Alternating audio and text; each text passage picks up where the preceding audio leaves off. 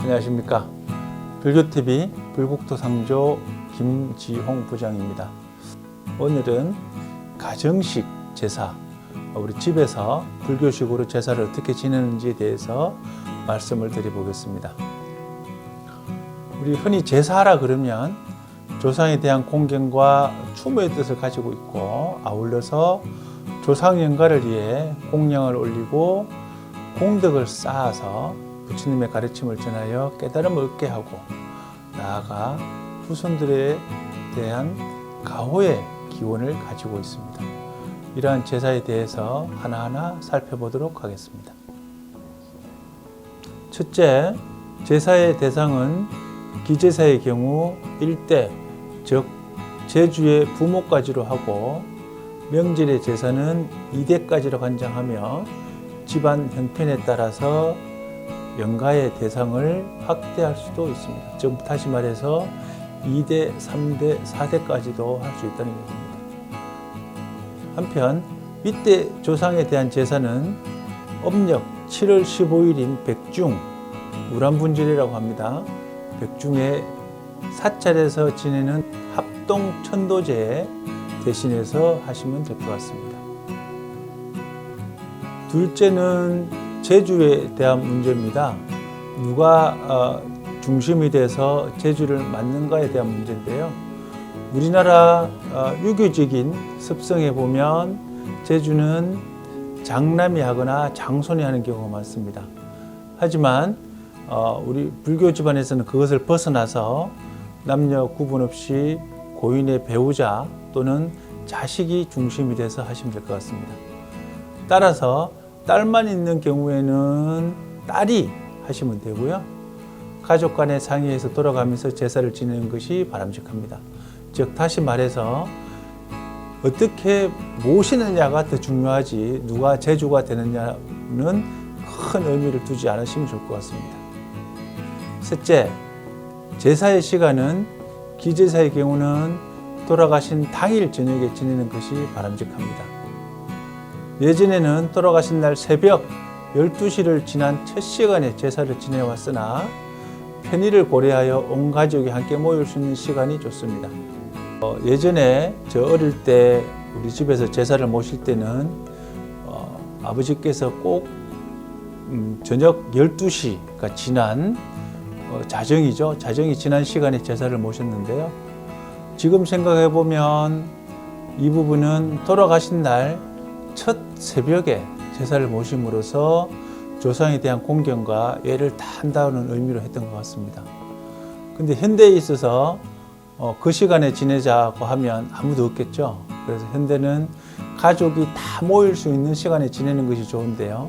그러면 제삿날을 중심으로 제사 당일날 제사를 지내는 것이 좋습니다. 그리고 명절 때는 아침에 차례를 모시는데요. 이 차례라고 하는 것은 술이 아니라 차를 올리기 때문에 차례라고 하는 것입니다. 그래서 기제사 때는 부득이하게 술을 쓴다 하더라도 명절 때는 가능하면 차를 올리는 것이 좋다고 볼 수 있습니다. 또한 설날에는 세배를 드리게 되는데요. 제 경험을 말씀드리면 저희 동네는 금음날 저녁에 동네 어른들이 다 모인 곳에 가서 금음날 저녁에 세배를 모십니다. 그리고 아침에는 아침 일찍 일어나 동네 어른들께 세배를 하고 다 같이 모여서 차례를 지내고 같이 떡국을 먹게 됩니다. 이렇게 하는 이유 중에 하나는 조상에 대한 공경과 살아있는 분에 대한 공경을 같이 모신다는 의미가 되겠죠. 이 부분은 각 가정마다 또는 집안마다 조금씩 다를 수 있으니 과정과 집안의 형편에 따라서 진행하면 좋을 것 같습니다. 네 번째, 영가를 모실 곳에는 병풍을 치고 병풍 가운데 탑다란이를 걸어두고 지내면 좋습니다. 하지만 다른 애가 없어도 무방합니다. 그리고 위패는 가능하면 불교식으로 써주시는 게 좋은데요. 우리가 유교식으로 보면 학생 부분 신이 이렇게 나가죠. 그렇지만 우리 불교식은 그 영가가 어떤 영가인지에 대한 부분을 써주고 그 영가가 누구인지 명확하게 해줍니다. 예를 들면 저희 집안을 예를 들어 보겠습니다. 저희 집안은 제가 김가입니다. 그러다 보니까 어떻게 쓰냐면 제 아버지일 경우에는 망음부 경주 후인 김아묵의 영가 이렇게 씁니다. 그렇지만 만약에 아버지가 불명이 있다 그러면 불명을 써주는 것도 좋습니다.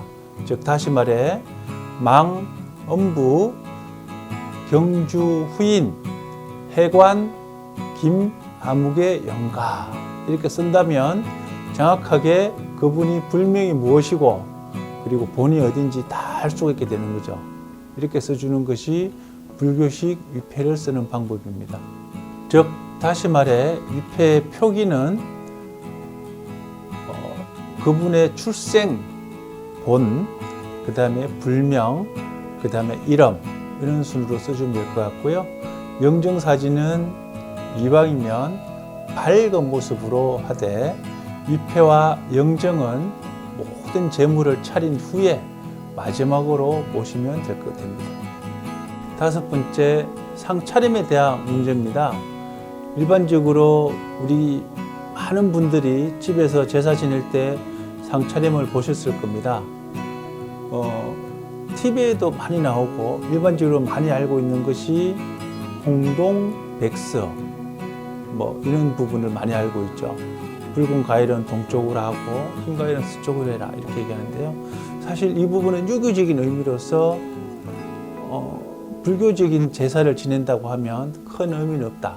그러면 불교적인 제사를 모실 때는 상차림 어떻게 하느냐라고 했을 때는 불교식으로 할 때는 육법 공양의 의미를 두면 좋을 것 같습니다. 먼저 육법 공양물에 해당하는 향, 초, 꽃, 차, 과일, 밥을 올리고 기본 상차림으로 국, 삼색 나물, 삼색 과일을 준비합니다. 나물과 과일은 계절에 따라 적합한 것을 올리고 형편에 따라 떡과 전, 과자 등을 추가할 수도 있고 또 고인이 생전에 좋아하는 음식이나 집안 형편에 따라 융통성 있게 차려도 무방합니다. 일반 제사에서는 꽃을 올리지 않으며 불교에서는 꽃을 갖춤으로써 육법 공양물을 완성한다는 의미가 지니므로 계절에 나는 소박한 꽃을 준비하는 것이 좋습니다. 상차림은 간소하게 준비하며 생명을 존중하는 불교 계율에 따라 육류와 생선 종류는 제외하는 것이 좋습니다. 제가 집에서 기제사를 모실 때 저희 자식들한테 하는 말이 있습니다. 할아버지 할머니가 와서 술을 드시고 해롱해롱 가는 게 좋으냐 아니면 할아버지 할머니가 차를 한잔 하시고 맑은 정신으로 너희를 보고 가는 것이 좋으냐라고 물어보면 우리 집 자식들은 당연히 맑은 정신으로 하는 것이 좋다고 얘기합니다. 또한 제사를 모시고 난 이후에 가족들이 다 같이 모여서 음복을 하게 됩니다. 음복을 하게 될 때는 조상의 공덕을 생각하고 이렇게 해서 음복을 하게 되는데 이때도 마찬가지로 술보다는 차를 같이 나누면 더 그 자리가 밝고 좋은 자리가 되겠죠. 그래서 꼭 우리 불자들은 술 대신에 차를 올리기를 권장해 드립니다.